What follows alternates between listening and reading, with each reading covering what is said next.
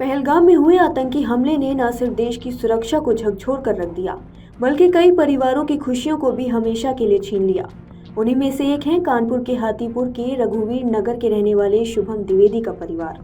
रघुवीर नगर की गलियों में गुरुवार सुबह का माहौल गम और गुस्से से भरा हुआ था। हर आंख नम थी, हर दिल बोझिल।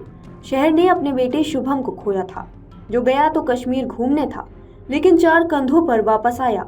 बुधवार रात करीब 1:30 बजे शुभम का पार्थिव शरीर घर पहुंचा था, जिसके बाद पूरा हाथीपुर चीखों की गूंज से कांप सा उठा। शीशे में बंद पार्थिव शरीर से लिपट कर परिजनों का रो रो कर बुरा हाल था। गुरुवार सुबह तक हर किसी की आंखों में आंसू थे। रोते बिलखते माँ बाप, बेसुध पत्नी और टूटे हुए भाई की चीखें घर की दीवारों से टकरा कर बाहर तक गूंज रही थी। शुभम की पत्नी ऐश्वर्या ने कभी सोचा भी नहीं था कि पति के साथ उसकी कश्मीर की यात्रा जीवन भर के पीड़ादायक सफर में बदल जाएगी। उनका सुहाग इतने कम समय में उजड़ जाएगा। वह देर तक पति के शव को देखती रही, मानो यकीन न हो रहा हो।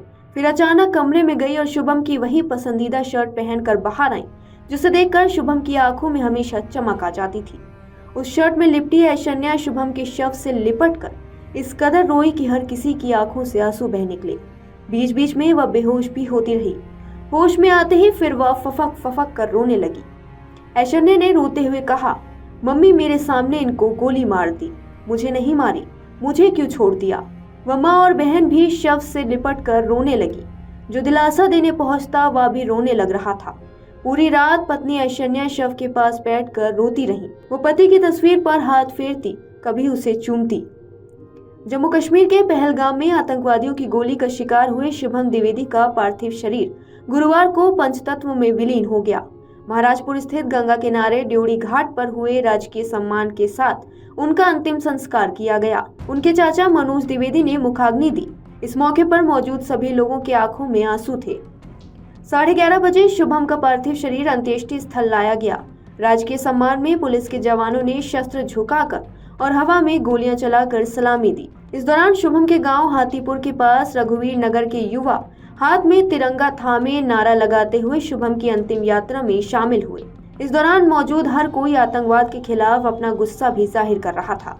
चिलचिलाती धूप के बावजूद बड़ी संख्या में लोग कार, मोटरसाइकिल समेत अपने अपने साधनों से शुभम के अंतिम संस्कार में शामिल हुए। ड्योढ़ी घाट पर पिता संजय द्विवेदी बेटे को आखिरी बार देखकर जोर से रोने लगे। हर कोई यही कहते हुए सुना गया कि अभी 2 महीने पहले ही शादी हुई और यह घटना घट गई। शुभम के घर के बाद अंत्येष्टि स्थल पहुंचे विधानसभा अध्यक्ष सतीश महागन गमगीन नजर आए। परिजनों को ढांढस बांधने के दौरान कई बार उनकी आंखों से आंसू निकले। जम्मू कश्मीर के पहलगाम में मंगलवार को आतंकियों ने पर्यटकों पर अंधाधुंध गोलियां बरसाकर 26 लोगों की नृशंस हत्या कर दी।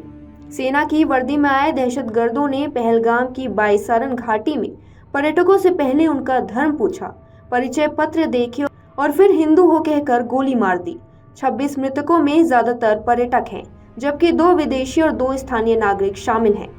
हमले में करीब 14 लोग घायल हुए हैं। 3 जुलाई से शुरू होने जा रही श्री अमरनाथ यात्रा से पहले इस कायराना हमले की जिम्मेदारी पाकिस्तानी आतंकी संगठन लश्कर-ए-तैयबा से जुड़े गुट द रेजिडेंट्स फ्रंट TRF ने ली है।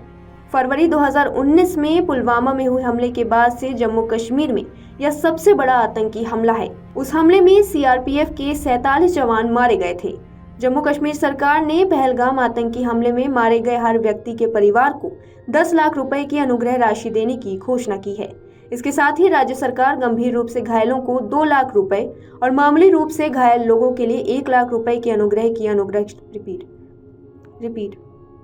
इसके साथ ही राज्य सरकार गंभीर रूप से घायलों को 2 लाख रुपए और मामूली रूप से घायल लोगों के लिए 1 लाख रुपए की अनुग्रह राशि देगी।